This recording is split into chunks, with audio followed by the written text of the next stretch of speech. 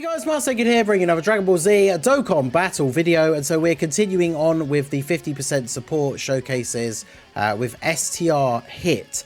Now, this one was very interesting when it came to building the team, because with the categories that he's on, being the character that he is, there's not a lot of like extreme STR units that you can run around him on his teams that are not only like sort of meta relevant, but that also are going to work well with him and make him look good, right? Because his only 200% leader is the AGL Kale, who leads Universe 6 and Transformation Boost. So obviously Universe 6, we only have the this Frost as the extreme STR unit. So we brought him on the team. And then her secondary lead is Transformation Boost. So you can start throwing units on there like Super Boo, Cooler. But after looking through like the passive again, having the extreme units on the team, all that does is give him, and all the 50% supports, that ability where when you drop below 50% HP, they change all of the orbs on the field to STR, which, I mean, this is the fourth one of these showcases that we've recorded so far, and we haven't had that ability go off yet. And it is a once-only ability, so I guess you're probably not going to want to build the team around it specifically, especially when not only can you only get it once, but you might not get it at all ever. So we brought some other units that fit on her leader skill. He needs the STR types on the team so that he gets the guard for 4 turns, but they don't have to be extreme. So that's why we're now running like Kale, because she's good on this team anyway, right, with the guard and stuff. The Future Gohan. And then of course the Frost is the other STR unit. So we'll go ahead and see what we can do here. We can get 6 orbs straight away. Remember, all the 50% supports, they're providing 10% attack and defense and 3 key to all STR types, and then Hit will be giving extreme STR an extra 50%, which on this team is only Frost.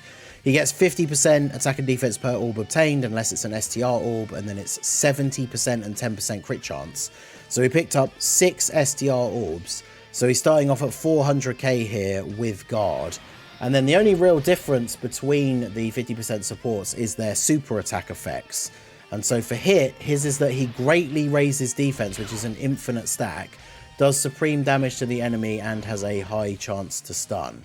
So yeah, Hit is on target Goku, so there is the STR-17s duo, but like, yeah, it doesn't fit super well. Like target Goku has them, but then even on target Goku, the extreme STR unit selection is not exactly anything particularly crazy. So I think Hit is going to be one of the units that suffers from... He has a good super attack effect, like we talked about in the other showcases. The super attack effect is what separates these units, right? Some have really good ones, others, their ones are not so good. Hit's one is interesting because infinite stacking is one of those things where in the current meta, where events are generally shorter and a bit more difficult from like turn 1, the stacking, it takes a while for you to get going and stuff, right? Whereas, you know, he has the guard for the first few turns that helps him out. It's going to be really come down to like how quickly is he able to stack in order for us to see like how good he could potentially be. So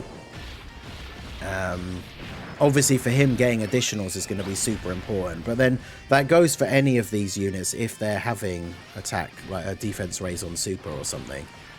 So it's getting additional supers with him is always going to be a big deal, because those extra supers are all extra stacks. It's a 50% raise infinite stack as well. So once he does get going, that could add up to a pretty significant amount. Because we saw what Gohan can do getting the 50% raise for 9 turns. Essentially, this is like the same thing, but it's not 9 turns, it's forever. So yeah, let's get Frost floated off so he can at least be on the same rotation. I don't need to save orbs because we're not going to get another turn here. I was going to say we could save STR orbs to one side ready for Hit on the next turn, but we're not going to get another turn against this tech cell. So but yeah, definitely a very wonky team build. This is the thing, like these 50% support units, they are going to be very good just off of their own performance, but for some of them, they're going to be units that you're mainly going to want to run on these teams as supports. Now, Kale's team is kind of in an interesting spot because we do want the guard for hit, ideally, but you could build a Kale team where you don't bring, realistically, that many other STR units at all. And whilst hit wouldn't have his guard for the first few turns, he's still potentially going to get up to some pretty crazy numbers thanks to the potential for like the orbs that he picks up and stuff like that. Let's do this actually. We're not getting a ton of links active, of course, in this setup as well, but of course that didn't drop down in a way that would be helpful to me at all. Alright, well, we'll do that. So we're at 666k, and because we brought the STR units, he still has guard. So yeah, 666k defense, guard on this turn. Now the important thing is going to be, what is he going to be at on the next turn? Because the next turn is where his guard has run out, and that's when he could obviously potentially start to be a little bit scary when it comes to taking some of these big attacks. But like, again, as we've talked about in some of the other ones, right, like a unit on this like second appearance having over 600k defense and guard, like in all the difficult content, he tanks all normals easily.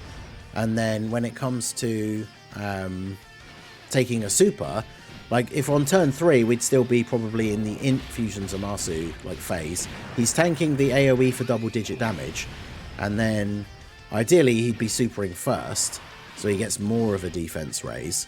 He'll tank the super, you know, he's not taking double digits, maybe 100, 200k, which for a unit that you're basically bringing on the team to be a support unit, it's pretty good.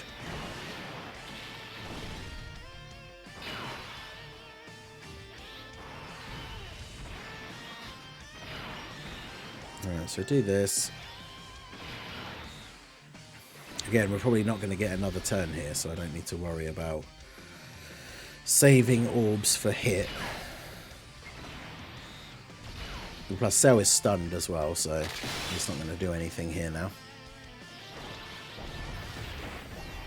But yeah, Kale's team, it'll be very interesting. I obviously wanted to do separate videos to showcase each of these guys, and I'm going to show off Kabe on a Super STR team. There's a lot of really good, like, pure Saiyans and stuff, right, for a Super STR team that Kabe would be really good for. But like Kale's team, if you just want Kale's team to be good overall, having Hit and Kabe on the team would obviously be really, really good. Because even if neither of them are supporting a huge number of the units actually on her team, they still have the potential to be really good. So what is he looking at here now? 222k at the start of the turn. We have a really bad orb field here. What do these change? Blue. I mean, it'll be interesting to see what kind of damage he would take here. I think he would still take a lot of damage from a super, though, wouldn't he? So, but we'll do this. So that puts him to... Oh, okay. Well, he's still at 700k defense, so I think he'll be fine. Let's do this. Yeah, 700k defense. He doesn't have guard anymore, but he has 700k. So even if this cell supers him, and of course we're attacking first as well, so there's another stack, and we get the stun. And then yeah, sadly we do get the additional, but it's only a normal. This Frost doing 9.6 thanks to the support from Hit over here. And then KO in slot 3. I didn't transform her just because A, there's no reason to at this point, and B, if we're floating her off, she's going to eventually end up on the rotation with the other one. So even though I probably won't end up putting them next to each other, at least I can now if I want to.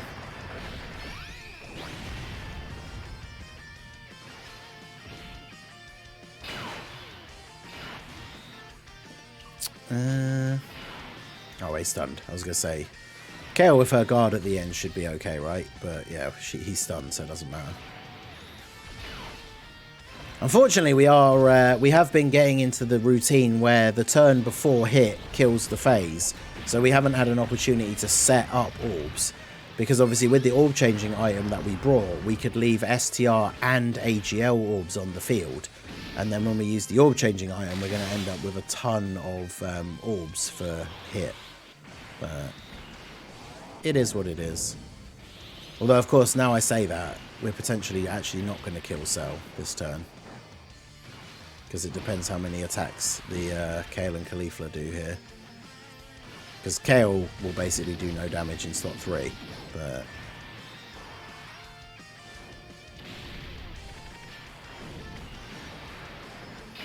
of course. Well, let's see what we get on the next turn. We get, because that's the thing, remember that hit does randomly change orbs as well. So well, that's not too bad. In fact, we could put actually, yeah, let's put Gohan in slot 1. I don't know, Gohan will kill. Alright, well, that's 15 orbs without having to use an orb change, and only 2 of them are rainbow. So his start of turn defense with the stacks that he's gotten so far is 277. Then we pick up these. Now, bear in mind as well, because we didn't use an orb changing item, that is just a natural turn of him getting those orbs with his own ability to change to STR, right? So now he's at 2 million defense. So yeah, it's pretty good. 2 million defense. Because he's not infinitely stacking, he's only infinitely stacking his defense. So obviously his attack isn't going to get to crazy numbers unless we are picking up a lot of orbs. But that is definitely very good. Does Kale live this? I mean, she should, right? She has the guard and everything with the these guys on rotation. Because, yeah, this beefy Cell always supers in slot 1. I say always. I don't know what the percentage chance is. I feel like he always does. But at the same time, I think I've seen maybe like once or twice where he doesn't. But it's like almost every single time he supers in slot 1. So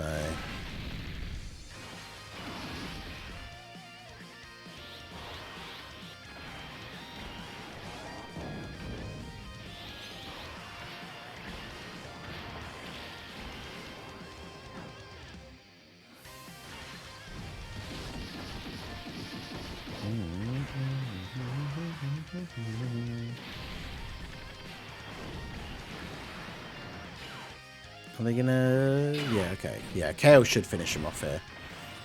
I just need to see what a Golden Great Ape Cyberman would look like.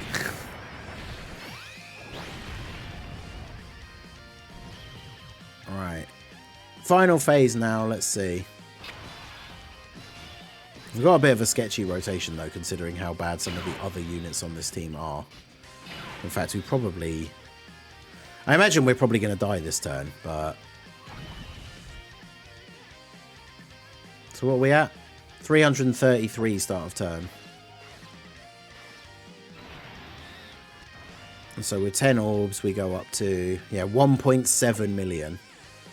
Unfortunately, because of the rest of the team, we are going to die. But again, like, if you just want to run Kale's team with hit on it, then he's going to have this kind of performance. He's just not going to be providing the support. And for a team like Kale's, she just needs another good unit on the team. So it's almost like it doesn't matter that he's not supporting anyone. He's just another strong unit for her team all by himself, right? Now, in the early turns, he will suffer... Really? That's where I clicked those. Clicking the Dokkan attack with the mouse thing on the server is always really annoying.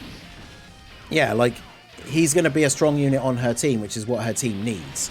So even if he's not supporting anyone, because you're realistically not going to be running this Frost in any actual difficult events. Maybe we'll live the turn because he's already supered, but yeah, hit definitely very, very good. It was good to get that crazy orb change turn in that was just naturally from his own orb changing and not using an item.